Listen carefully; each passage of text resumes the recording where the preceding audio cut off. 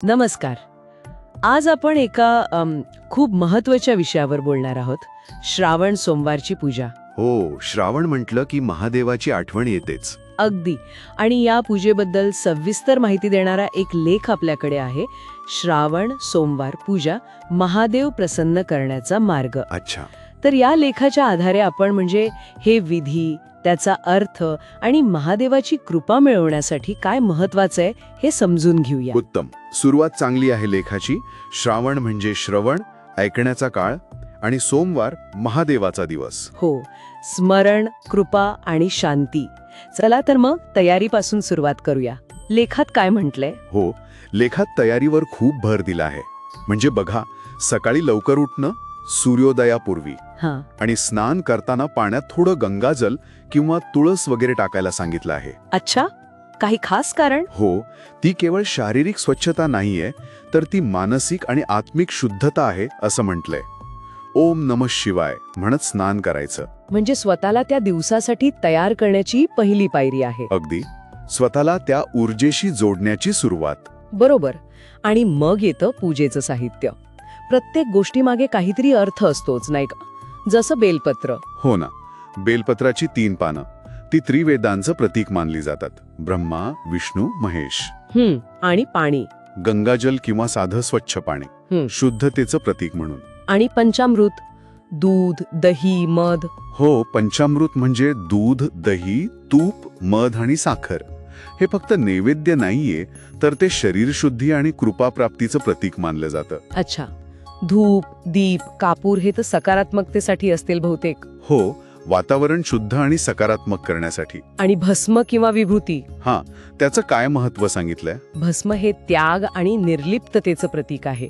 म्हणजे भौतिक गोष्टींपेक्षा आंतरिक साधना महत्वाची आहे याची आठवण करून देतं. आणि फुलं? धोत्रा, आकडा ही शिवाच्या आवडीची म्हटली जातात. हो, ती फुलं अर्पण करणं म्हणजे निसर्गाशी एकरूप होणं. लेखात एक खूप छान मुद्दा आहे की या वस्तू फक्त औपचारिक नाहीत, तर त्या आपल्या भावना देवापर्यंत पोहोचवण्याचे एक माध्यम आहेत. म्हणूनच कदाचित म्हटलं आहे की शिवाला दिखावा नको, भावनेची साथ हवी. खरंय. म्हणजे वस्तूंपेक्षा त्यामागचा भाव महत्वाचा. आता प्रत्यक्ष पूजेची पद्धत कशी सांगितली आहे? काही क्रम आहे का? हो, एक क्रम सांगितला आहे. सुरुवात करायची ध्यान किंवा मंत्र जपाने. म्हणजे पूजा सुरू करण्याआधी. हो, डोळे बंद करून शांतपणे बसायचं आणि ओम नमः शिवाय मंत्राचा जप करायचा. 21, 51 किंवा 108 वेळा. किंवा महामृत्युंजय मंत्र पण चालेल.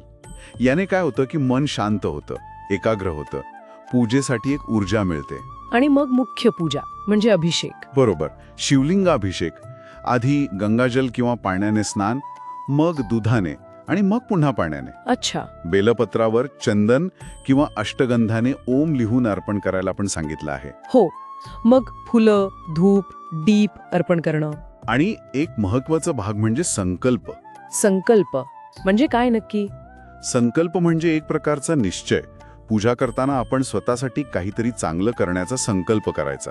उदाहरणार्थ? जसं की मी आज खोटं बोलणार नाही, किंवा मी रागवणार नाही, किंवा रोज थोडा वेळ जप करेन, असा काहीतरी सकारात्मक निश्चय. अरे वा. म्हणजे पूजेला एका वैयक्तिक ध्येयाशी जोडणं. हा विचार कर्म, संयम आणि आत्मप्रकाशाचा आरंभ या संदेशाशी जुळतो, नाही का? अगदी. संकल्प हा त्या कर्माचाच एक भाग आहे. पूजेच्या शेवटी मग आरती, शंकराची आरती किंवा शिवतांडव स्तोत्र. शिवतांडव स्तोत्र ते खूप शक्तिशाली मानलं जातं ना? हो, तर शिवाचं सामर्थ्य आणि त्याचा तांडव याचं वर्णन आहे त्यात. ते म्हणून मग हात जोडून मनापासून प्रार्थना करायची. लेखातली प्रार्थना खूप सुंदर आहे. हे महादेव, माझं मन, शरीर आणि आत्मा तुझ्या चरणी अर्पण करतो. कृपा कर, मार्गदर्शन कर आणि माझं जीवन तुझ्या प्रकाशाने उजळून टाक. ह्यात समर्पण भाव आहे.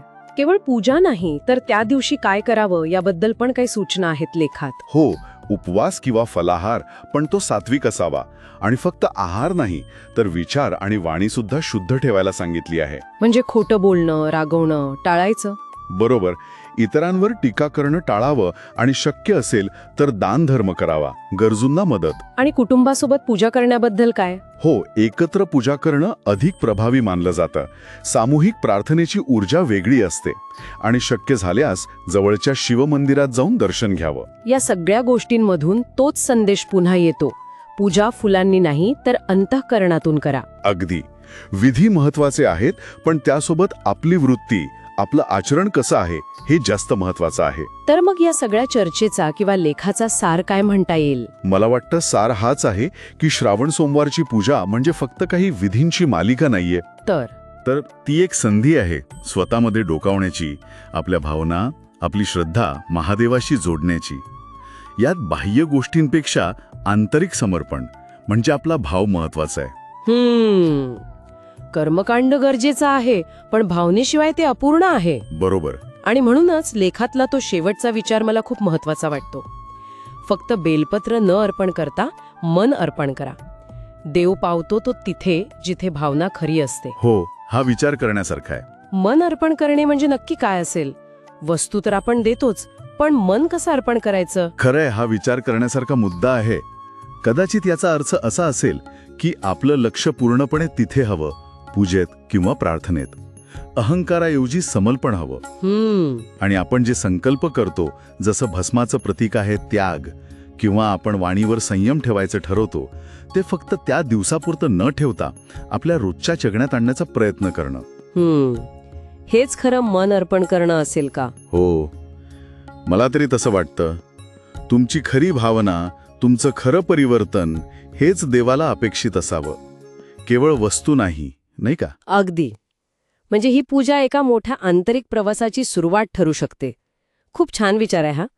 याच विचारासोबत आज आपण इथे थांबूया.